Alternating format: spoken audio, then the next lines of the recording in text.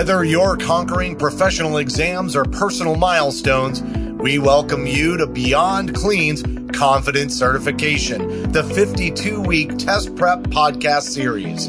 With expert insights, actionable tips, and engaging discussions, we'll break down the toughest concepts in sterile processing and build your confidence every step of the way.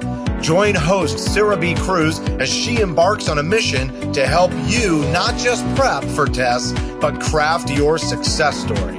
And now your host, Sarah B. Cruz. Hello and welcome. You're listening to Confidence Certification, a 52-week test prep podcast series to equip you to take your sterile processing career to the next level. I'm your host, Sarah B. Cruz, and on this episode, we are going to be discussing environmental testing awareness. Oh, hey there. Welcome back to the part of your day that you get to leave more confident about, preparing for your test. Because life, am I right? It just never stops. There's always going to be so much going on. And then on top of it, you're trying to study for a test. Oof, that's a lot. So let's take today's episode to talk about that. Life. No, not what the meaning is. Everybody just calm down. We're not going to get all philosophical here. But I want to talk more specifically to what makes up yours, mine, ours. Yeah, everything that is going on speaks to the environment you have to study in. Our environment can help and hinder our ability to focus or prepare for tests. Like I mentioned in last week's episode, test limitations are constraints that affect the outcome of the exam. Typically, we think of things like time limits, the location of the test, and whether or not we have all the information we need. And if you know me, I am a master at studying the wrong thing and showing up feeling super prepared only to find out that I am not. Seriously, welcome to my life. If it's you, we can hang out together, okay? But when we begin to focus on environmental test limitations, we are bringing more than the test location into light. We are actually determining the components that create our personal well-being. Our environment is made up of physical contributors like who you hang out with, your family, where you work, where you live, how you live, etc. And non-physical factors like culture, social standing, your peer group, and all of those things that make you who you are, essentially. As we begin to understand the environment concept, what are some of the things that jump out into your heads, right? For me, who I work with, where I work, my family, my friends, and my physical outlets for mental decompression really start to come into my environmental well-being. You know what I mean? So I love what I do for a living. I love being a sterile processing professional and having all the different outlets to express that, like my full-time job, teaching, this podcast, working in the industry, being a mentor. I just have so many opportunities to write, present, speak, motivate. And those are great outlets for me to express my needs and who I am as a person. And that makes up a big part of my environment. So how I work, who I work with, and of course, my family and my friends, definitely. You know, we all need that space to, quote, not be at work, right? Even if you love what you do, you have to make sure that you're not at work in work mode all the time. Yeah. So having physical outlets, like for me, I love reading, whether it's about astrology or even World War II history. I love autobiographies or self-help books. Those are really great outlets for me to mentally decompress. And sometimes if I can't physically read them, I like listening to books a lot, especially if they're horror books. Oh my God, listening to a horror book is 10 times more terrifying, right? Because you just have your own pictures in your head. But anyways, I also really like hiking with my corgi, Walter. He's just such a good boy and he's so short. So anytime he has to do any type of jumping, it's just hilarious to watch. And I personally like to try and play golf, but we won't even talk about that because I don't actually know if that's relaxing because it's very frustrating, but I can't say no to keep playing it, okay, or trying to play it. But these are all really big when we start to think about what makes up our environment and how we interact with it and how we escape or take a break from it. Now, none of these on their own are limitations. I am not suggesting that our families are limitations, our friends, or even where we work. What we are going to do instead is become aware of the influences they and many other environmental aspects have on our test reasoning, abilities, and focus. And we're going to break that down when we come back after a short break from our sponsor. It's time for our mid-episode confidence boost, where we focus on a key sterile processing test concept. Now, there's no guarantee these concepts beyond the test that you take, but they are key concepts to the workplace and are discussed in the literature. Today, we'll cover chemical disinfectants. Chemical disinfectants are divided into a couple of categories. So first, you have your environmental disinfectants, and they're to be used only on non-living surfaces. They're generally used to kill microorganisms on inanimate, non-living objects. They can leave behind a film to inhibit or prevent bacterial growth, also known as bacteriostatic, and they may not have been tested for tissue toxicity. Another category is aseptics. And aseptics are used to prevent or arrest the growth of microorganisms on living tissues. And then finally, we have high-level disinfectants, also known as HLDs. And these are used for devices that will be in contact with patients. High-level disinfectants kill most microorganisms, but not necessarily bacterial spores. They can kill microorganisms on inanimate objects, including floors, tables, and even medical devices. Be sure to follow the manufacturer's instructions for use.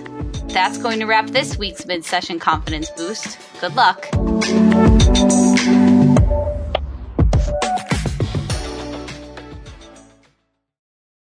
Hi, everybody. Thanks for coming back after that short break. We are discussing the role that our environment has on our ability to study and prepare for tests and even take the test, So our environment is pretty much made up of everything that's around us, not just our physical environment like the room we're in, but, the people we hang out with, where we work. The influences our culture and social standings have. All of these and many more components feed into our environment. So let's break down the major areas of our environmental influences without getting into the politics or the nitty-gritty, okay? Because how you respond to these is really just a demonstration of how you define your environment, and you are allowed to define your environment however you want to. Yeah? With that being said, let's get into it. First off, we have the physical and the environment, okay?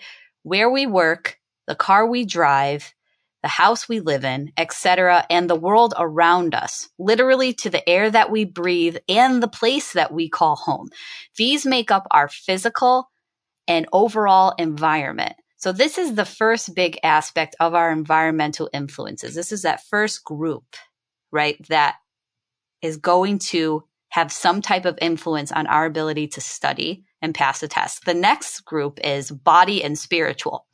Your literal body and its mechanics have a physical effect as well as your spiritual or religious beliefs on your test-taking abilities, okay? So if you've ever said a short prayer before you went into that room, there's your spiritual environment coming in, you know what I mean? So, or if you've ever woken up and your back hurts and now you can't focus on what you're studying, there's your body environment playing into your ability to do what you need to do to pass your certification test. And the next group is something called mimetic, and that is your ability to make an awesome meme. No, I'm just kidding. This actually refers to how we replicate or introduce learned concepts or the practices into our life. So example, the books we read, the podcasts we listen to, they all contribute to how we consume that information and then apply it in our life, whether it's physically, mentally, emotionally. These all play into that mimetic aspect of our environment. The next group is relationships and networks. The people we surround ourselves with and the social media or places we use to connect to a group of individuals. Relationships are huge influences in our environment. Okay. So if you're trying to level up yourself, so to speak, but you're hanging out with people that are very content in their status quo, no tea, no shade, it's going to be difficult to not have anyone to talk to about the influence you want to have in that next phase of your professional development, right? And then obviously your networks. If you're hanging out on social media and you're in groups that all they do is complain and they don't offer solutions, that can also affect your mental ability to prepare yourself to be the problem solver. Now, I'm not saying that any of the things that they bring up in these groups are not 100% valid, because so many of them are. But when you are trying to cultivate a network and relationship that supports and also wants to up level with you in your professional development, this is going to be key in how your environment influences you. Yeah. And then, of course, there's self, your personality, strength, weaknesses. What does your self environment look like? What do you like about yourself? What don't you like about yourself? And go easy on yourself, because it's really easy to make that long don't like list. Okay, so let's start with what we do like first. Like, I really like my hair, and I really like I have tons of glasses, and I really enjoy my dad humor and my tongue-in-cheek way that I speak. And I also enjoy tactfully relaying information that may make people uncomfortable. Those are all things I like about myself. We won't have enough time to go over things I don't. But the most important thing is that you are self-aware to the personality traits, strengths, and weaknesses that influence your ability to take a test. Yeah? With all of these aspects brought to light, we can begin to see why being aware of all of their influence on us would affect how we study and how we take a test. Because all of these different groups I went over, they're intertwined with one another. So if one of them is in need of a tune-up, it may be because another is doing really well, or maybe we're spending too much time on one so that the other is suffering. So moving into our homework, make a list of all your different environmental factors. I went through a number of them. So I went through them, and there's about 6 groups, but you can break them down into roughly 9 if you want to separate them into, more specific groups. But write them all out, and then write the different factors to each one. So, what does your self relationship look like? Yeah. Or what about your physical environment may affect how you're going to take a test, right? Do you have loud roommates? Do you have a young child at home that needs a lot of attention, or your body and spiritual surroundings, right? Maybe you're not feeling your best, so you can't study the way that you want to. I personally worked with a young lady who had an autoimmune disorder, and it made her so frustrated trying to study for her test because she couldn't predict when she was going to feel well or not to study. She did pass her test on the first try, though, with much grace and understanding, because she was able to take that understanding of that environmental impact and study and plan accordingly instead of just trying to barge right through it. Remember, we want to include these in our story to make a successful outcome, not try to work around them and not try to ignore them. So there is one specific particular physical environment that I did not mention because I personally believe it needs its own episode. Can you guess what it is? Financial. Oh, money and finances can never just leave us alone. Am I right? So go make that list and also create a column for your finances and bring it with you to next week's episode as we discuss money and the results of our tests. See you then. Bye. And that's going to do it for this week's episode. For more sterile processing education and resources, make sure to visit beyondclean.net or follow Beyond Clean on Facebook, LinkedIn, Twitter, and Instagram. And don't forget to check out over 1,000 SPD-related videos at youtube.com/beyondclean. If you have any questions or comments for the show, you can reach out to info@beyondclean.net. Finally, make sure to download the Beyond Clean mobile app on the Apple and Android app stores so that you don't miss a future episode of any of the other awesome Beyond Clean podcasts. My name's Sarah B. Cruz, and you've been listening to Confidence Certification. Until next time, keep fighting dirty and pass that test with confidence. The views and opinions expressed in this podcast series are of Sarah B. Cruz only and do not represent the companies she works for or collaborates with.